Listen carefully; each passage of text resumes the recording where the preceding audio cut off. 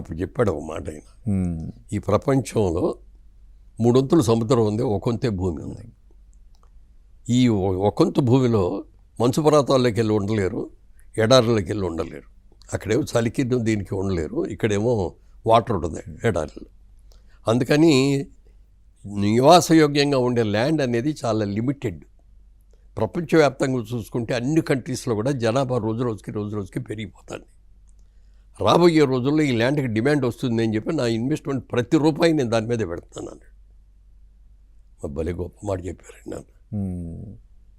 జనరల్గా ఎంత ఆలోచన రాదు మనకి. నిజంగా చాలా ఇదండి అన్న. అంటే నాకు ఎలా అనిపించిందంటే, కురుక్షేత్రం మధ్య జరిగేటప్పుడు అర్జునుడు అస్త్రసన్యాసి చేసి నా సోదరుని, నా భావాలని, నా వాళ్ళని ఇన్ని చంపేస్తాను, ఎందుకో నా యుద్ధం రాజు కోసం గీతను బోధించిన శ్రీకృష్ణులాగా అనిపించాడు. చేస్తే అప్పుడు కృష్ణుడు భగవద్గీతలాగా జ్యోతి ఇదంతా చెప్పి నువ్వు ఎందుకు చేయాలి అని చెప్తాడు.